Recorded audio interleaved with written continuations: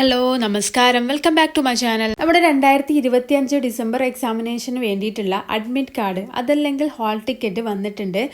സമർത്ഥ് പോർട്ടലിൽ നിങ്ങളുടെ എൻറോൾമെന്റ് നമ്പറും അതുപോലെ തന്നെ പാസ്വേഡും ടൈപ്പ് ചെയ്ത് ക്യാപ്ചയും കൊടുത്ത് ലോഗിൻ ചെയ്യാവുന്നതാണ്. അവിടെ നിങ്ങൾക്ക് കാണാം click here for admit card എന്ന് കാണാം. അവിടെ ക്ലിക്ക് ചെയ്യുക. അതിനുശേഷം വ്യൂ എന്നുള്ള ഭാഗത്ത് ക്ലിക്ക് ചെയ്യുമ്പോൾ നിങ്ങൾക്ക് നിങ്ങളുടെ ഹാൾ ടിക്കറ്റ് വന്നിട്ടുണ്ടാകും. അത് ഡൗൺലോഡ് ചെയ്തെടുക്കുക. നമ്മുടെ ഹാൾ ടിക്കറ്റ് എന്ന് പറയുന്നത് ഒരു 4-5 പേജൊക്കെ ഉണ്ടായിരിക്കും. അതായത് ഫസ്റ്റ് പേജിലാണ് നമ്മുടെ പേരും നമ്മുടെ കാര്യങ്ങളൊക്കെ ഉണ്ടായിരിക്കുക. ബാക്കിയുള്ള പേജസ് എന്ന് പറയുന്നത് ഇൻസ്ട്രക്ഷൻസ് ആയിരിക്കും. നമ്മൾ എക്സാം എഴുതുന്നതിന് മുൻപായിട്ട് ശ്രദ്ധിക്കേണ്ട കുറേ കാര്യങ്ങളാണ് ഇതിൽ പറയുന്നത്. ഇഗ്നോയുടെ എക്സാമുകൾ ആദ്യമായിട്ട് എഴുതുന്നവർ എന്തായാലും അറിഞ്ഞിരിക്കേണ്ട കുറേ കാര്യങ്ങളാണ്. അപ്പോൾ നിങ്ങൾ എക്സാം ഹാളിലോട്ട് പോകുമ്പോൾ ഈ മുഴുവൻ പേജസ് നിങ്ങൾക്ക് ഡൗൺലോഡ് ചെയ്ത് എടുക്കേണ്ടതില്ല. ഈ ഒരു ഫസ്റ്റ് പേജ് മാത്രമാണ് നിങ്ങൾ ഡൗൺലോഡ് ചെയ്ത് എടുക്കേണ്ടതുള്ളൂ. അതിലാണ് നിങ്ങളുടെ പേരും നിങ്ങളുടെ കോഴ്സിന്റെ ഡീറ്റെയിൽസും ഒക്കെ ഉണ്ടായിരിക്കുക. അതാണ് മെയിൻ ആയിട്ട് നമുക്ക് വേണ്ടത്. ബാക്കിയുള്ള കാര്യങ്ങൾ നിങ്ങളും വായിച്ച് മനസ്സിലാക്കുക എന്നാണ്. അപ്പൊ ആദ്യം തന്നെ നമുക്ക് ഇതിൽ കൊടുത്തിട്ടുള്ള ഇമ്പോർട്ടൻറ്റ് നോട്ട്സ് എന്തൊക്കെയാണെന്ന് നോക്കാം. ഏതെങ്കിലും പ്രത്യേക തരം എക്സാം സെന്റേഴ്സുകളോ അതല്ലെങ്കിൽ ഏതെങ്കിലും സ്റ്റേറ്റുകൾ തന്നെയോ അവിടെയുള്ള എക്സാമുകൾ ക്യാൻസൽ ചെയ്യാനും റീഷെഡ്യൂൾ ചെയ്യുവാനുള്ള അവകാശം ഇഗ്നോയ്ക്കുണ്ട്. അങ്ങനെ എന്തെങ്കിലും പ്രത്യേക സാഹചര്യത്തിൽ ചെയ്യേണ്ടി വന്നാൽ ആ ഒരു എക്സാം എന്ന് പറയുന്നത് നെക്സ്റ്റ് സെഷനിലായിരിക്കും ഉണ്ടായിരിക്കുക. അതിന്റെ ഫീ ആ ഒരു നെക്സ്റ്റ് സെഷനിലേക്കുമായി അഡ്ജസ്റ്റ് ചെയ്യുന്നതായിരിക്കും. അതായത് നിങ്ങളിപ്പോൾ ഒരു എക്സാമിന് പേയ്മെന്റ് ഒക്കെ ചെയ്തു, നിങ്ങൾക്ക് സെന്റേഴ്സ് ഒക്കെ കിട്ടി, പക്ഷെ എന്തോ കാരണം കൊണ്ട് ആ ഒരു എക്സാം മാറ്റുന്നു, റീഷെഡ്യൂൾ ചെയ്യുകയോ അല്ലെങ്കിൽ ക്യാൻസൽ ചെയ്യപ്പെടുകയോ ചെയ്യുന്നു. അങ്ങനെയാണെങ്കിൽ ആ ഒരു എക്സാം നിങ്ങൾക്ക് എഴുതാൻ പറ്റുക നെക്സ്റ്റ് സെഷനിലായിരിക്കും. നെക്സ്റ്റ് സെഷൻ എന്ന് പറയുമ്പോൾ നമ്മുടെ ജൂൺ 2026 വരിക.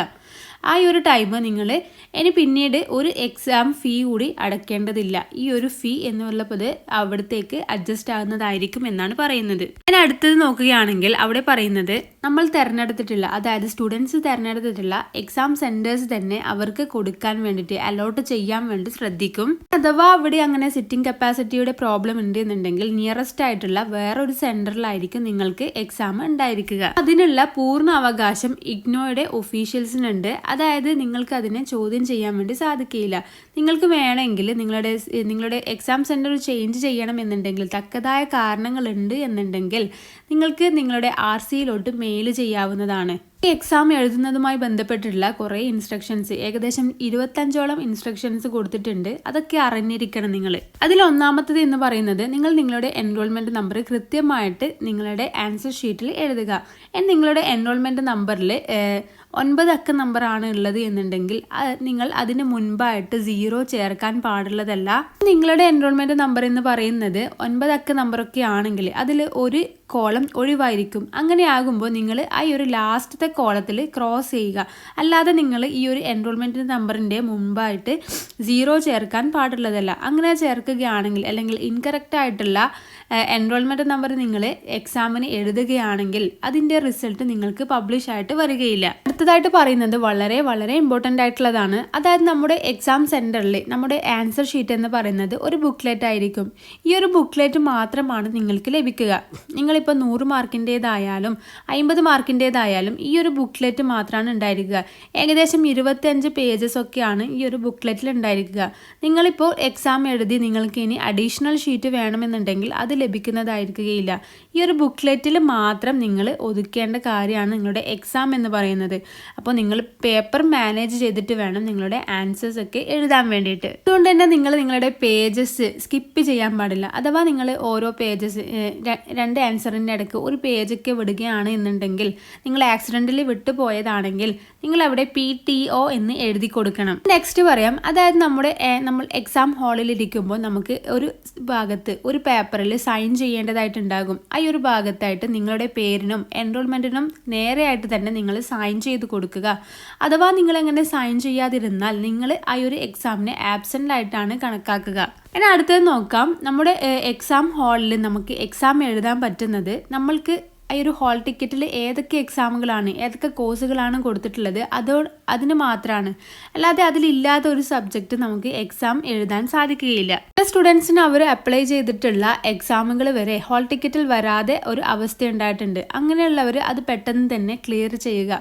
അതിനുശേഷം മാത്രം എക്സാമിനെ അറ്റൻഡ് ചെയ്യുക. ആൻസർ ഷീറ്റ് സബ്മിറ്റ് ചെയ്യുന്നതിന് മുൻപായിട്ട് നിങ്ങളുടെ സൈനും അതുപോലെ തന്നെ ഇൻവിജിലേറ്ററുടെ സൈനും ആ ഒരു സെന്ററിന്റെ കോഡ് കാര്യങ്ങളൊക്കെ കറക്റ്റ് ആണ് എന്ന് നോക്കുക.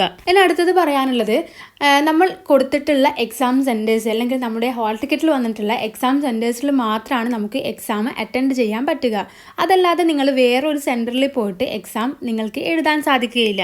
അങ്ങനെ നിങ്ങൾ എഴുതുകയാണെങ്കിൽ നിങ്ങളുടെ റിസൾട്ടുകൾ പബ്ലിഷ് ആയിട്ട് വരികയില്ല. ഡിസബിലിറ്റി ഉള്ള ആൾക്കാർക്ക് അവർക്ക് ടൈമിലോ അതല്ലെങ്കിൽ റൈറ്ററെ തന്നെ വേണമെന്നുണ്ടെങ്കിൽ മുൻകൂട്ടി തന്നെ RC അറിയിക്കേണ്ടതാണ്. നിങ്ങൾ എക്സാമിന് പോകുമ്പോൾ എന്തായാലും എടുക്കേണ്ട ഒരു ഡോക്യുമെന്റ് ആണ് നിങ്ങളുടെ ID കാർഡ് എന്ന് പറയുന്നത്. അഥവാ നിങ്ങൾ ഈ ഒരു ID കാർഡ് എടുക്കാൻ വിട്ടുപോയി എന്നാണെങ്കിൽ ഗവൺമെന്റ് ഇഷ്യൂ ചെയ്തിട്ടുള്ള വാലിഡ് ആയിട്ടുള്ള വേറൊരു ID വെച്ച് നിങ്ങൾക്ക് എക്സാം അറ്റൻഡ് ചെയ്യാവുന്നതാണ്. മൊബൈൽ ഫോണ്, സ്മാർട്ട് വാച്ച് പോലെയുള്ള ഇലക്ട്രോണിക് ഗാഡ്ജറ്റ്സുകൾ നമുക്ക് എക്സാം ഹാളിലോട്ട് അലൗഡ് അല്ല. കാൽക്കുലേറ്റേഴ്സ് തന്നെ ആ ഒരു എക്സാമിന് ആപ്ലിക്കബിൾ ആണ് അല്ലെങ്കിൽ എക്സാം ക്വസ്റ്റ്യൻ പേപ്പറിൽ അത് മെൻഷൻ ചെയ്യുന്നുണ്ട് എന്നുണ്ടെങ്കിൽ മാത്രമാണ് നിങ്ങൾക്ക് അലോ ആയിട്ടുള്ളത്. കാൽക്കുലേറ്റേഴ്സിൽ തന്നെ നമുക്ക് സയന്റിഫിക് കാൽക്കുലേറ്റേഴ്സ് കുറേ സെന്റേഴ്സ് അലോ ചെയ്യാറില്ല.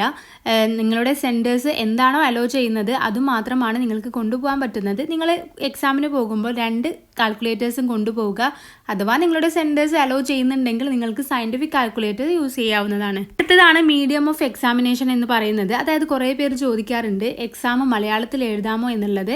എക്സാം നമുക്ക് മലയാളത്തിൽ എഴുതാൻ പറ്റില്ല. കാരണം നമുക്ക് തന്നിട്ടുള്ള നമ്മുടെ ഈ ഒരു കോഴ്സ് പറയുന്ന ലാംഗ്വേജ് ഏതാണോ ആ ഒരു ലാംഗ്വേജ് ആണ് നമുക്ക് എഴുതാൻ കഴിയുക. അതല്ലാത്ത ഒരു ലാംഗ്വേജ് എന്ന് പറയുന്നത് ഹിന്ദിയിൽ നിങ്ങൾക്ക് എക്സാം എഴുതാവുന്നതാണ്. അതല്ലാത്ത നിങ്ങളുടേതായിട്ടുള്ള ഒരു ലാംഗ്വേജിൽ നിങ്ങൾ എക്സാം എഴുതുകയാണെങ്കിൽ ഈ ഒരു എക്സാം ആ പേപ്പർ നിങ്ങളുടെ വാലുവേഷൻ ചെയ്യുന്നതായിരിക്കില്ല. അതുപോലെ തന്നെ അതിൻ്റെ റിസൾട്ടുകൾ പബ്ലിഷ് ചെയ്യുന്നതായിരിക്കില്ല. നിങ്ങൾക്ക് വേറെ എക്സാം എഴുതേണ്ടതായിട്ട് വരും. ഇനി അടുത്തതായിട്ടുള്ളത് കുറേ പേര് ചോദിച്ചിട്ടുള്ളതാണ് ഞാൻ പഠിക്കുന്ന 2 സബ്ജക്റ്റുകൾ, ഞാൻ എക്സാം എഴുതാൻ ഉദ്ദേശിക്കുന്ന 2 സബ്ജക്റ്റുകൾ ഒരേ ഡേറ്റിലാണ് വരുന്നത്, എന്ത് ചെയ്യാൻ പറ്റും എന്നുള്ളത്. ഇവിടെ കൃത്യമായിട്ട് പറയുന്നുണ്ട്. നിങ്ങൾക്ക് ബാക്ക്ലോഗ് വന്നിട്ടുള്ള എക്സാമുകൾ, അതായത് നിങ്ങളിപ്പോൾ ഫസ്റ്റ് ഇയർ എഴുതാതെ നിങ്ങൾ സെക്കൻഡ് ഇയർ എഴുതുന്നു, അതിനുശേഷം നിങ്ങൾ ഫസ്റ്റ് ഇയർ സെക്കൻഡ് ഇയറും ഒരുമിച്ച് എഴുതുന്നു.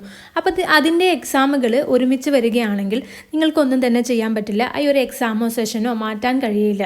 ഇഗ്നോയിൽ 2 പ്രോഗ്രാമിന് ജോയിൻ ചെയ്യുന്നു, അതിൻ്റെ 2ൻ്റെയും എക്സാമോ ഒരേ ഡേറ്റിലാണെങ്കിൽ ആ ഒരു ഡേറ്റോ സെഷനോ മാറ്റാൻ വേണ്ടി സാധിക്കുകയില്ല. പ്ലീസ് പ്രോഗ്രാം അല്ലാത്തവരുടെ പ്രാക്ടിക്കൽ എക്സാമുകൾ നടത്തുന്നത് റീജിയണൽ സെൻറ്ററും അതുപോലെ തന്നെ സ്റ്റഡി സെൻറ്ററും തീരുമാനിക്കുന്ന ഡേറ്റുകളിലായിരിക്കും.